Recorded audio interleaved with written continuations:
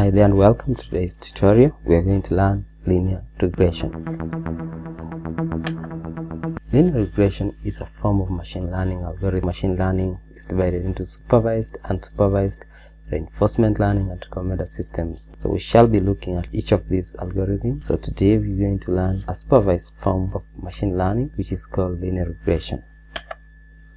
This tutorial is divided into two parts. We shall start with the theory of linear regression, where we shall be looking at the mathematical theory of linear regression. We shall also implement a linear regression algorithm using Python programming language. We shall be using the Anaconda Jupyter Notebook. Regression analysis is a technique for using data to identify relationships of variables and the use of those relationships to make predictions. Supervised learning means that the training data has labels. For instance, predicting the price of a house is a regression problem, whereas predicting whether tumor is malignant or benign is a classification problem. In this tutorial, we will briefly study what linear regression is and how it can be implemented for both two variables and multiple variables using scikit-learn library, which is one of the most popular machine learning libraries in Python. So, what is the difference between linear regression and logistic regression? So, linear regression fits the data into a straight line, whereas logistic regression is based on probability. Linear regression uses continuous variables, while logistic regression uses categorical variables. So the output of linear regression is a variable value, while logistic regression output is a probability. Accuracy in linear regression is measured by the loss value, while in logistic regression, accuracy is gauged by accessing the precision, recall, and accuracy values of the model. In linear regression, we look at the goodness of fit, which is measured by the adjusted residuals R, while in logistic regression, we look at the goodness of fit and it is measured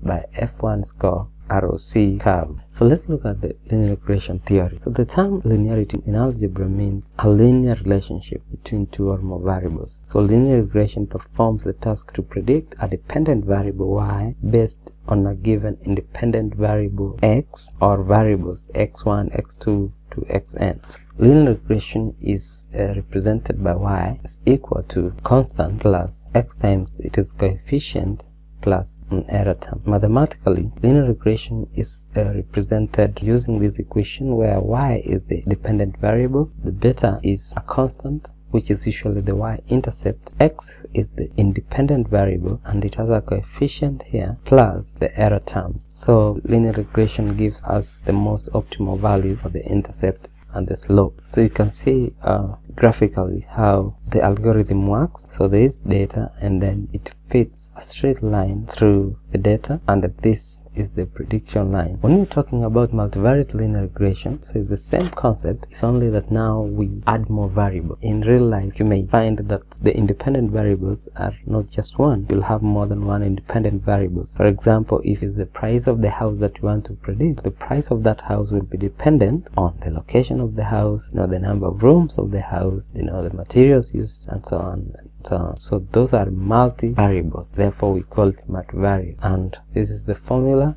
that we can use for multivariate linear regression. So let's quickly look at the residuals. When you fit a straight line in between the data, there are data points which will fall along that line and there are others which are going to be away from that line. So the distance from a data point to the fit line is what we call the residual. So our algorithm will try to minimize that distance, because the farther a point is from the fit line, the less accurate our model is going to be. Therefore, we want to fit a line, calculate the best fit, and be able to fit that line into our data and make sure that the residuals are as less as possible. So that is just a graphical representation of the residuals. And what are the uses of linear regression? So we can use linear regression for trend prediction, a determination of predictor strength or the strength of the variables or the factors which affect a dependent variable, and also we can use linear regression to determine the effect of prediction.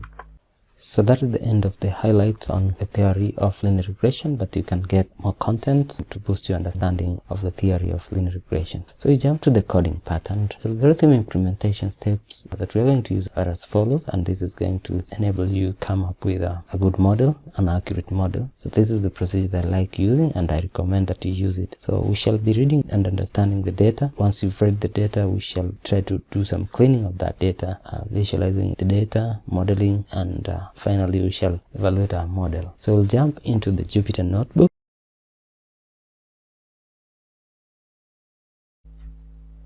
So here we are at the Jupyter notebook. So the first thing that we're going to do is to import the important or the necessary libraries which will enable us to read and understand the data. So the first library that we're going to import, so we start with the keyword import pandas as pd. We also import matplotlib.pyplot as plt. We also import cbone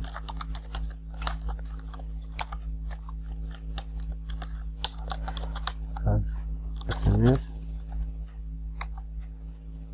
We also import numpy as np, and we say matplotlib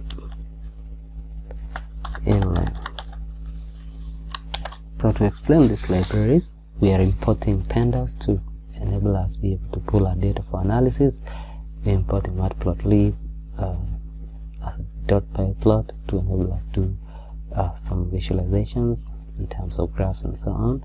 We shall import cbone, which is also a visualization library. Numpy is a numbers library which is going to enable us to be able to do manipulations on the numbers, and then saying matplotlib inline will enable us to view our visualizations inside our coding area.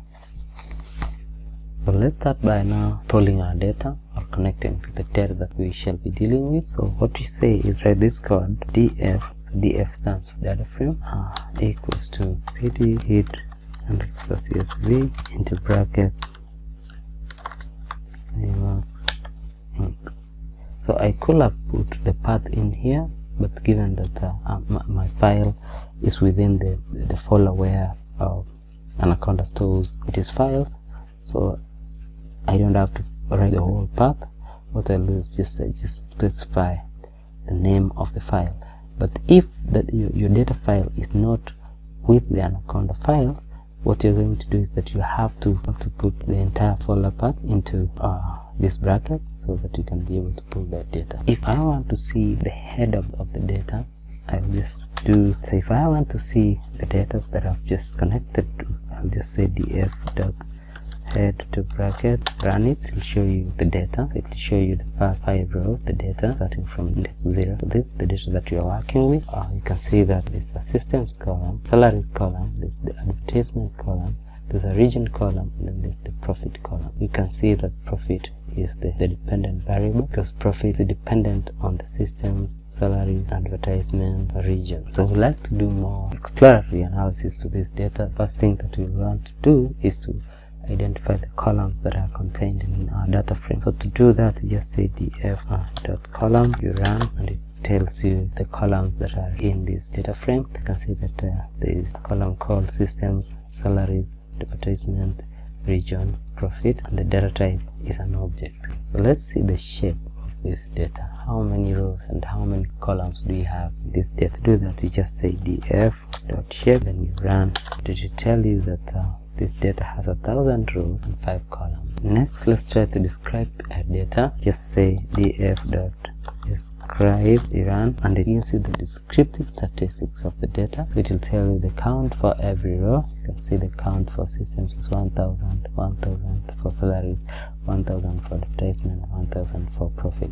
So that's the number of rows. It gives you the mean for every column. It gives you the standard deviation of every column. It gives you the minimum, it gives you 25th percentile, gives you the 50th percentile, gives you 75th percentile, and it gives you the maximum. So that is the descriptive statistic of the data that you are dealing with. You can also get more info on that data by doing df.info run and get this output. You can be able to see that these are column systems, and it has 1,000 non-null items. Salary same, placement the same, region the same, profit the same. So this gives us an understanding of the data that you are dealing, because you cannot create a model of a data that you don't understand. Hence you have to do a descriptive analysis of your data. Try to, of course, after pulling the data, you have to understand what the data is all about. So having imported and understood the data, it's time now for us to be able to clean the data. So the data that you are going to pass into a model has to be clean, and there's several things that you can do here. You can do removal of nulls, so you can't analyze a row or a column which has a lot of data that is missing. You need to take care of the outliers and make a decision on what you need to do about them. So let's check if we have missing data. For you to check if there's a null values in your data set, what you're going to do is you type df, that is our data frame, dot null bracket, and then dot sum bracket. Sorry, this is sum, put m here, and you'll see that systems has no null value, salaries has no null value, advertisement, region. So all this, there's nothing that is missing, so we don't have a problem of missing data. Another data cleaning activity that we're going to do is to check if there are duplicated rows. So we don't want to have a lot of duplicated rows, because then that is going to give us misleading results. It's better that we have unique rows. So to check that, put df df.duplicated brackets, df.loc blocks df.duplicated, and you run that. It returns one row. This row 076 is a repeated or it's a duplicated row, so you need to make a decision on what you want to do with it. So you can remove the duplicated row. So for us to do that, we're going to create a variable df now dupes, which is equal to df.drop duplicates. So this line of code is going to come up with a new data frame called df.duplicate, which is equal to df.drop duplicates. Therefore, we'll not be able to have a duplicate. Let's run that line. So if you want to see this data frame called df_dupes, you run it, it will return a new data frame now without the duplicated column. So if you want to check again, just pick this line, just copy it and run it down here. So now let's see the shape of the df_dupes data frame. You need to put that, say it has become, instead of 1000, it is 999 rows and 5 columns. So you can still check if you have duplicate. You're looking at this one, so copy this, put it here, then replace df with df.dupe. Yeah, so here, run that line, so it will return a blank frame. That means that we have removed the duplicated row. Let's look at outlier detection. So we want to check if our data has got outliers, and we're going to do that by creating a box plot. So let me just create a box plot here with outliers and profit, and then I use a PLT matplotlib library .rc figure on fig size to be 8x8. So what I'm doing here, I'm just defining the specs for the box plot that we're going to do, and then I use a cbon library SNS, and then the type is box plot, and I specify the data. Say it is df_now_dupes. That's the data that I'm now working with going forward, and then I say outlier here. I'm using that parameter this variable that I created here is what I'm putting here, and then I just format you can say to format our box plot. I don't want to do much here, just leave it like that. Then I can decide to have a title, plt.title.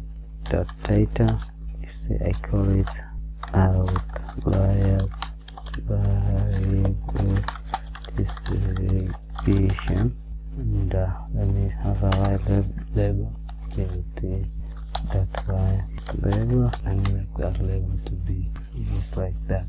Then you run this, it gives you this box plot. The insight that we get here is that there are some profit ranges which are above 300,000, and this can be termed as outliers, but let us not remove them since they are very few, just 3 out of the 999. So let's just leave them, remembering that the mean is 119,564.16. so that is the mean profit, or the average profit is around 119,000. But you have data points which, or profits which are beyond 300,000. So those are outliers. But because there are few, then we can just leave them. So now the next thing that we're going to do is to visualize our data. So we're going to do a few plots just to see how our data appears. So let's start by looking at the profit distribution. So we're going to do a graph. So I'll just say plt.figure to brackets fig size. I'm just defining the size of our plot.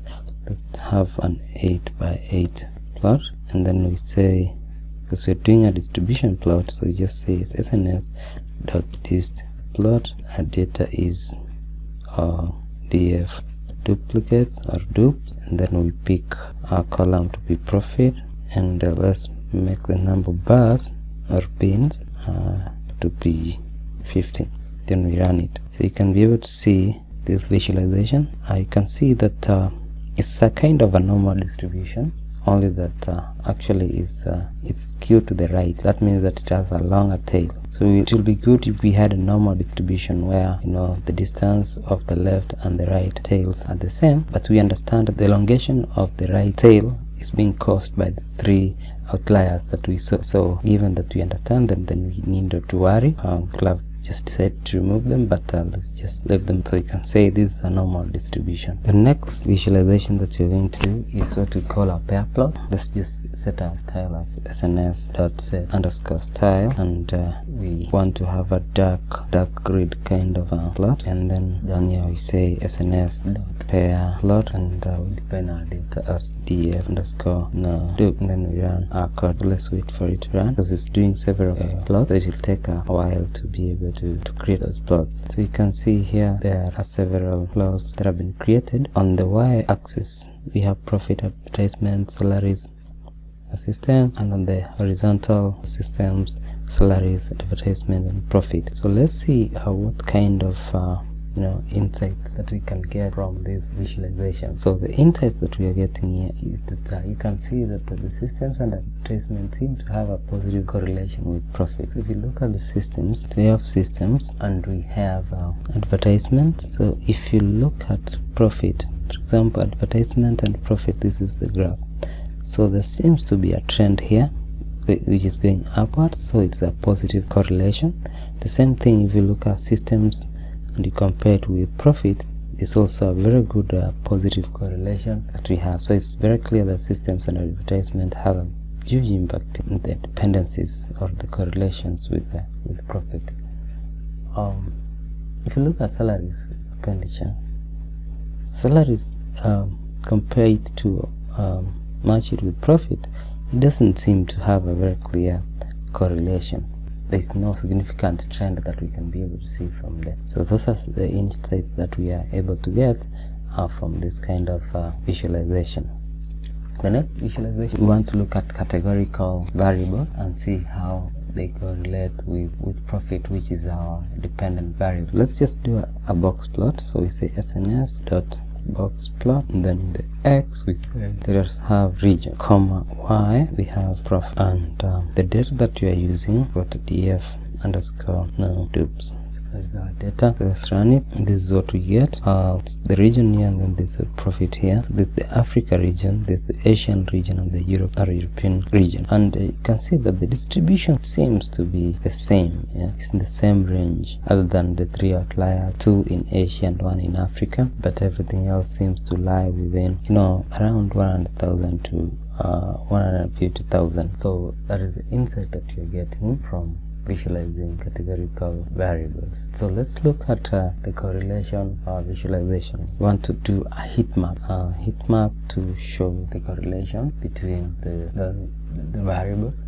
So we just say plt, so we say plt.figure, because we want to define the size, fig size. I like using 8 by 8, and then sns.heatmap, and then the data that you're using is the data that we are using is df_no_dupes, and then we are doing a correlation, so we put .core, and cmap is just the color scheme.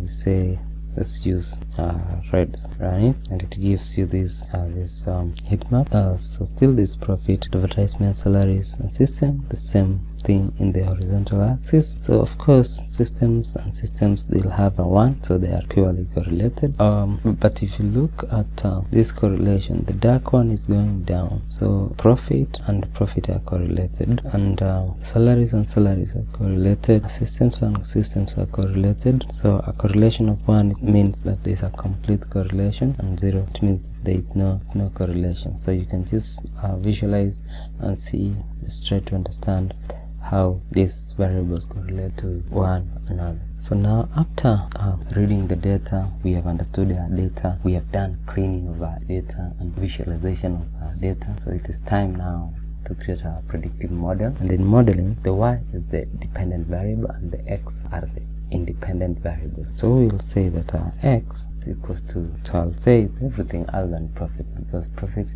is what we are predicting. So we'll remove it in the x. So profit is the y.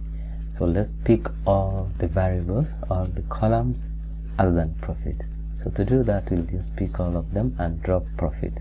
So we'll say x is df underscore no underscore dupes. We say dot drop. We are dropping a column called profit along axis equal to 1, or along the columns. So the axis can be 0 or can be 1. So 0 means that we are dropping along the rows, and 1 means that we are dropping along the columns. So that is our x. So it is just our data frame minus profit. The y is just our data frame, but now it is just profit. Yeah, it's just the profit column from our data frame. So you can just try to visualize x, our dot head, just to see the first 5 columns of x, run it, and you can see that it has systems, salaries, advertisement, and region. So there's no profit here, because now profit has become the dependent variable, or the y. So you can see that our model will only understand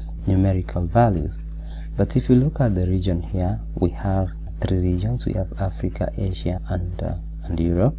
So we need to convert these categorical variables to numerical. So what we are going to do is we are going to create dummies. So now we are at a point where we need to convert these categorical variables to numerical variables. So we are going to use the get dummies method. You can also use a one hot encoder, but today let's just use the get dummies. So we'll just create a variable called region, and say it is a PD, that is pandas dot get underscore dummies, and then we are creating it on x variable, and it is on the column region. And then we say drop first, we set it to true. So what is happening here is that we are creating dummies on the region column. This region has Africa, Asia, and Europe, and then we are saying that we drop first to be true. So that means what you are going to get is there is supposed to be 3 variables, and each of them will be given what happens is that it arranges them alphabetically and assigns a 1, and then the rest are zeros. So we know that if it is Africa, then it's not Asia and it's not Europe. Therefore the first value will be dropped, because the system will automatically know that if the rest are zeros, then this particular one is 1. So if Europe is 1, then Asia and Africa will have a 0. So we can just try to view the head of this region data frame that we have created, region.head. See how it looks like. So you can see it's Asia, Europe, both are zeros. That is the first index 0. Asia and Europe are 0, 0, meaning that Africa is 1. Index 1, Asia is set to 1, so Africa and Europe are 0. So the system will know that for this particular row, the region is Asia, because it has a 1. So as explained earlier, when you're using pandas get dummies, it creates a new data frame, and that new data frame needs to be combined with the original data frame. Yeah. So in this case, we're dealing with X, but you have created another data frame called region. So we need to combine region and X to form now our new X. So we use a method called concatenation. So this is the code concatenating. So we say that now the x equal to pd.concat, and then we're concatenating our x and region. So that's how you concatenate in Python. And this is a series, so you just put the block, and we are concatenating, or we are combining them along the columns. So axis, we are combining columns, so that's why we are setting axis to 1. If we are combining rows, then we'll say axis is 0. So now let's see the new x dot head. So that is how it looks like. And one of the things that, or one of the challenges that we get when we are using this method of get dummies is that we may run into a dummy variable trap, which is a scenario in which the independent variables are multicollinear. This is a scenario where 2 or more variables are highly correlated. In simple terms, one variable can be predicted from the other, and our model will not operate in such a kind of a scenario. So you cannot have 2 independent variables being correlated to one another. So it's like having the same x1 and the same value of x2, both having the same characteristics. So these are highly correlated, they are multicollinear. So if you look at this case, we still have so that is why we took care by dropping first. We set it to be true, and then we come here and you can see that the region still has Africa, Asia and Europe, yet we have the dummy variables that we created, and therefore we need to take, or we need to drop region. So what we're going to do is to drop that column region, and this is the code that we're going to use when dropping that column. So we'll say x dot drop. So what are we dropping? We are dropping the column called region, and you have to say, is it along the columns or the rows? So we say it's along the columns, that is axis is equal to 1. And do you want to delete them in place? Yes. So we say we set in place, we set it to true, and you run your code. Now if you look at the new x, so it doesn't have region, but it has these dummy variables, Asia and Europe. The system knows that there are 3. So if Asia and Europe are 0, Africa is set to 1, so the region for that particular row is Africa. So now having done that, so now we can be able to go to our model. And so this is the way we do our model. So this is a machine learning algorithm that we are creating. Therefore, we have to first of all split the data. After splitting the data into a test sample and a training sample, we will train our model on the training sample, and we'll predict using the testing sample. So at this point, then we'll have to import more libraries, and we are importing the library called train test split from sklearn.model selection. So we'll come here in our code and say from sklearn.model_selection import, we're importing a train test split. So that method splits our data into a training and testing sample. And we say here x train, but if you put, or if you do shift tab, you'll be able to see the documentation of it doesn't have to come, so we can just proceed. So, and then we come here and say, so x train, x test, y train. So both x and y have train and test samples. So y train and y test is equal to, and now we bring this method here. You can just copy it and paste it here, train test. So we pass x sample and the y sample into the train test split method, and we can say that let our test data or sample be a size of let's make it 20%, that is 0.2, and let's set a random state to, let's say, 90 or 100. So what we are saying here is that our x train and y, our x train and x test and x train and y test is equal to, so we are assigning it, or we are passing x and y into the train test split method, and we are saying that while you are splitting, make the testing data be 20% of the total sample, and we are putting a random state of 100.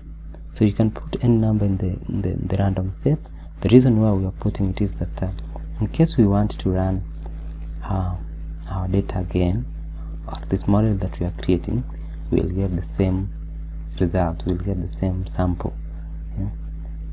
So it the next time that you're going to run, because all these things are done in random, but now that random sample that you get, you'll get the same sample if you define the random set to be 100. So you can still leave it like that, but the next time you'll run, you'll not be able to get the same sample that you are looking for. So we can run this code to see if it's okay. Yes, it has been accepted. And then now let's train our model. So we are going to train our model. Remember, we are dealing with linear regression, so I prefer importing libraries as I need them. So I didn't want to import all the libraries. I didn't want to import all the libraries at the top when I was beginning, but I prefer importing libraries at the point where I need them.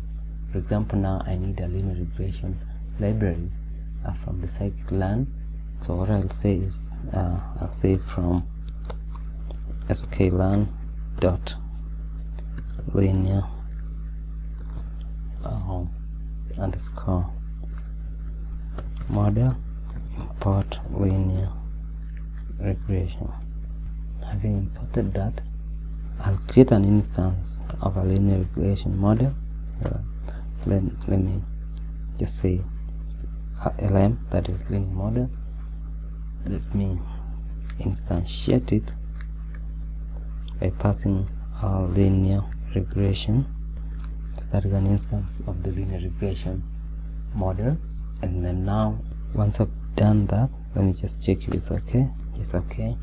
So then I'll say linear model, that is the variable that I've just created, or the empty model that I've created. I'll fit it. So dot fit. I'm fitting in the training data, that is the X train and Y train. Remember at the beginning we said that linear regression is a supervised kind of learning, machine learning. So what that means is that we pass the X train and we give it the Y train, the labels or the answers. So from those answers it is able to identify patterns, it's able to create insights, it's able now to use those insights or those mappings to predict new data that is being introduced to it. And that is the reason why we are fitting the X train and Y train. So we have an X and the corresponding Y variable. So we have those variables like system, salaries, advertisement, and region. That is the X train, and then the corresponding profit.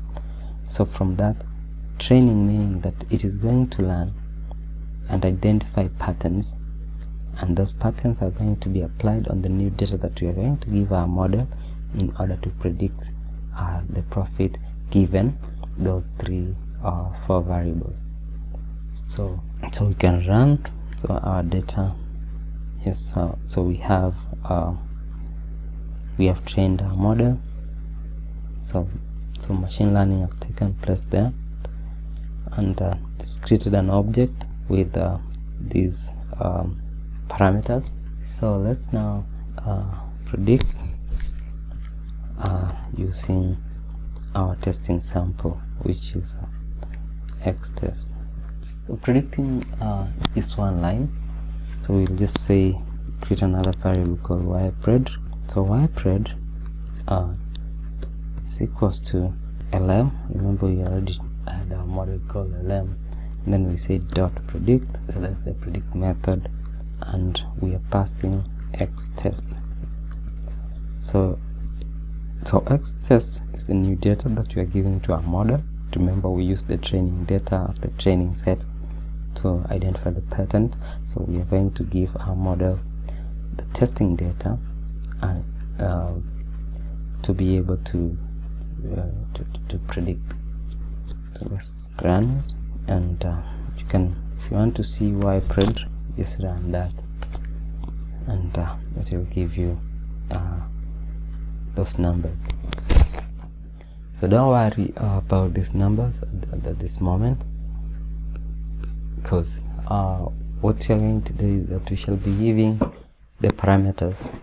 We shall be giving the systems, salaries, advertisement and region values to our model, and then we run it and see how much profit it is going to predict given those variables. So we know that a linear regression model is just y is equal to mx plus c, where m is the coefficient of the independent variable, which is the slope actually of the fitted line, and c is a constant, which is a y-intercept, and that is the point where the y, where our line crosses the y-axis. So that is the constant. So that is what forms the linear regression equation, y is equals to mx plus c. So let us identify our intercept, because once you have the intercept and you have the constant, then given x, you can be able to predict y. So that is what is happening here. So the intercept is equals to linear model dot intercept. So intercept, linear model dot intercept, and you can, if you want to see that value of the intercept, just run it, and it gives you negative 83,974. So that is where our model or our fitted line is going to cross the y-axis. So what about the coefficient of x? What about the slope? What is the gradient of our independent variables? So we just write a simple line, lm.coef, and if you run it, it just give you this. Remember, we have 4 variables, so each of those variables is going to have its own coefficient, and that is what is going to determine the strength or the value that you're going to get of y. So let us see how accurate our model is. Model evaluation. So we'll import an R score, an R squared score. So we say from sklearn.metrics import R squared score. So what is going to happen here is that you're going to compare the y-test values against the y-predicted values and see how far they are from each other. So as we said, you are fitting the line through the data, and then we measure the residuals and see they are far apart. So if they are far apart, it means that our model is not very much accurate. But if they are near each other, then our model will perform well. So what we'll do here is we are going to say R squared score. We pass in y-test and y-pred. So we got 96%, which is a good performance. The near to 100, the better. We can look at the distribution of residuals and see how they are distributed.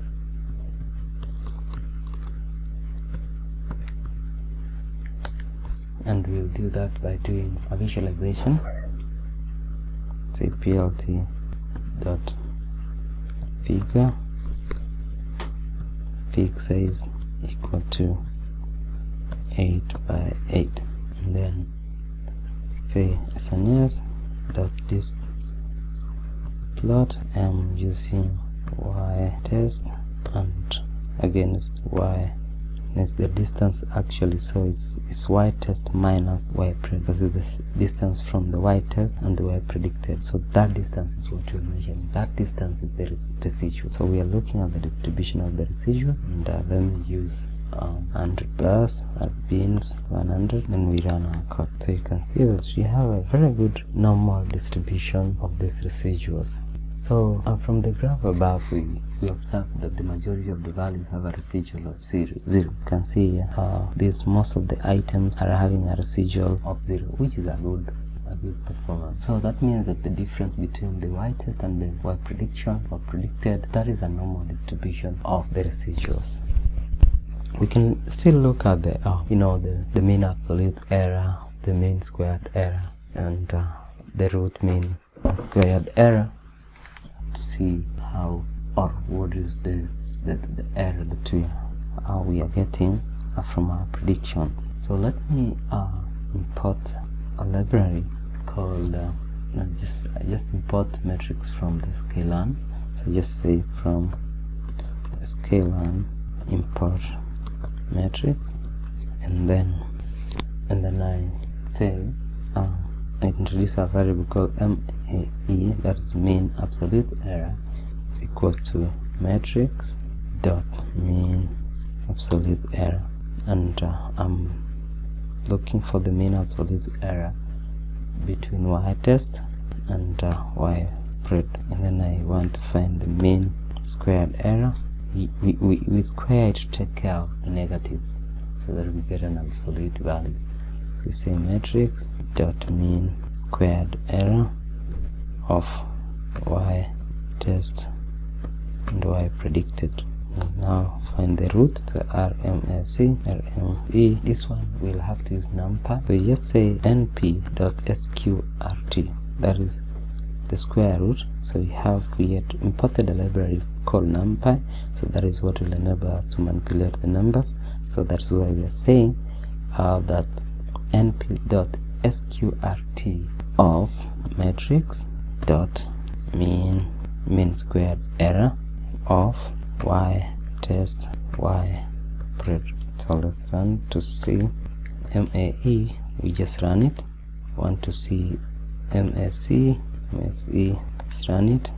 And to see RMSE, just run it. So you can see that the mean error of profit is just 1981. Remember that our average profit, let's just do df, okay, df underscore no dupes dot discrete, run that. Our average profit is 119,544.